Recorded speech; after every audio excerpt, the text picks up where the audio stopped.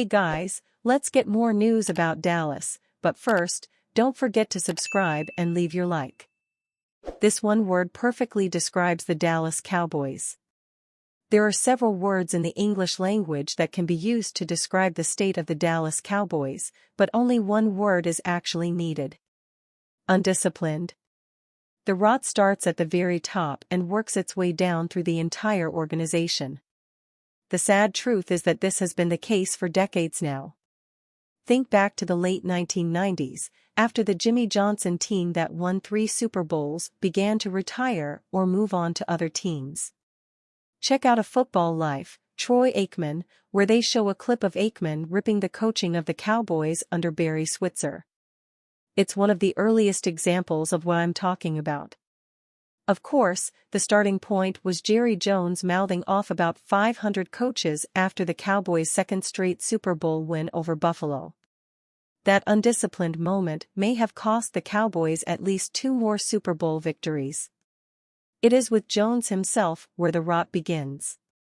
It's a common refrain in Texas. That boy is all hat and no cattle.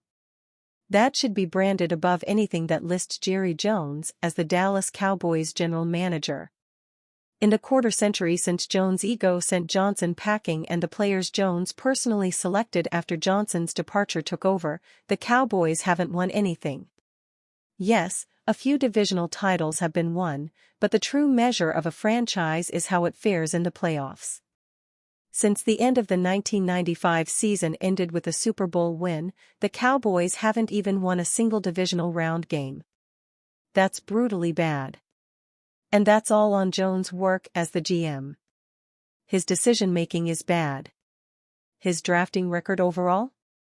At best, a C-grade offset only by a few hits he's managed to make here and there.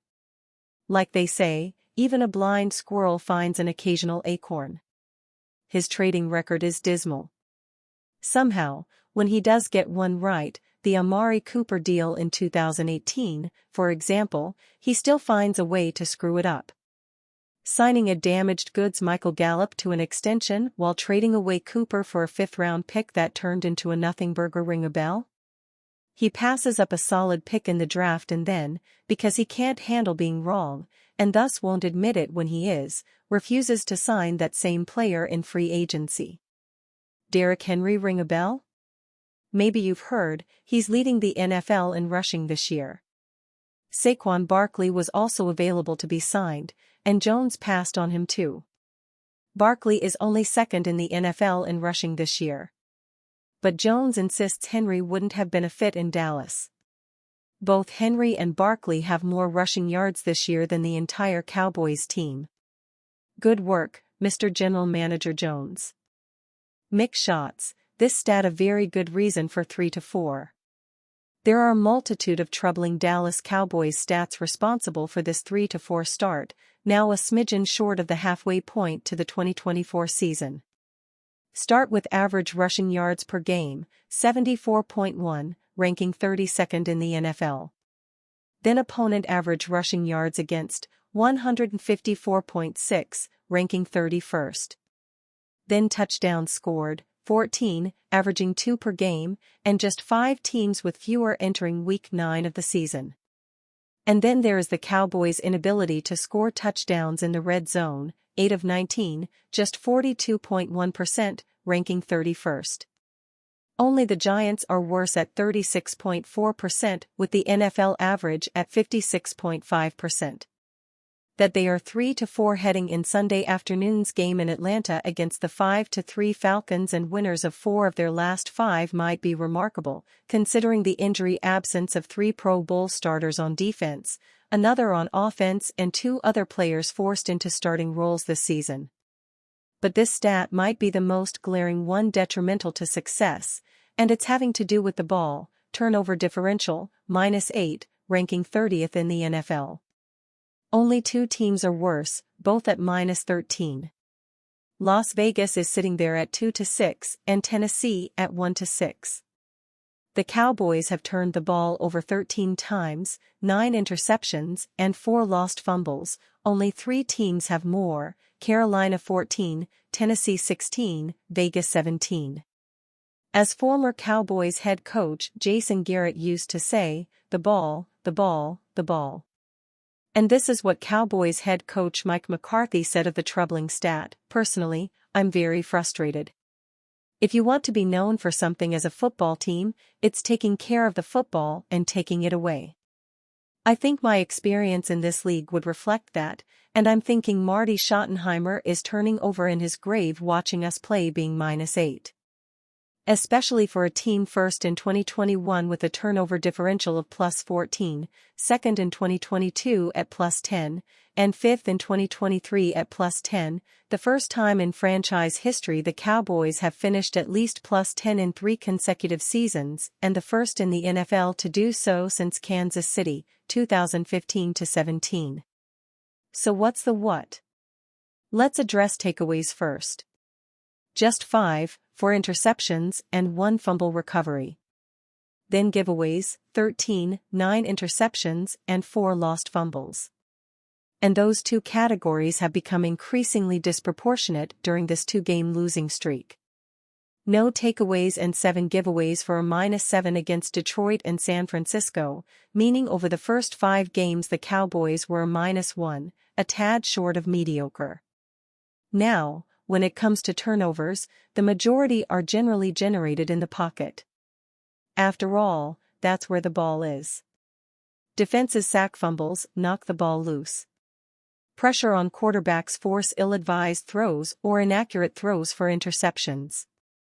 If you analyze a majority of Dak Prescott's 8 interceptions, they have to do with pressure in the pocket. But also when falling behind, he must make business decisions.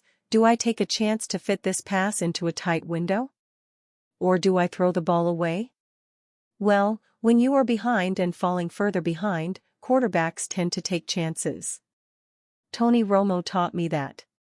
Now then, as far as the lack of takeaways, look no further than the Cowboys. Without their top 4 defensive ends, they're not getting pressure on opposing quarterbacks. Just 16 sacks in 7 games. A pinch more than 2 a game.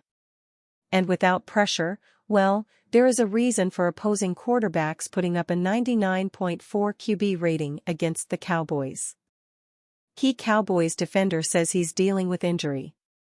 A lot of the talk about who will win this season's NBA championship is centered around the Boston Celtics, who won it all last season, and to a lesser extent, the New York Knicks, who added Mikal Bridges and Karl-Anthony Towns to a roster that was already impressive. But out west, there is another team that seems to have a real shot at hoisting the Larry O'Brien Trophy this summer. The Oklahoma City Thunder are considered the best team in the Western Conference, and Golden State Warriors forward Draymond Green, who owns 4 world championship rings, said they have special talent per clutch points. Any discussion about the Thunder has to start with superstar guard Shai Gilgeous-Alexander, whom Green called one of the best players in the league. Gilgeous-Alexander averaged 30.1 points and 6.2 assists a game last season and finished second in the MVP voting while leading the Thunder to the best record in the West.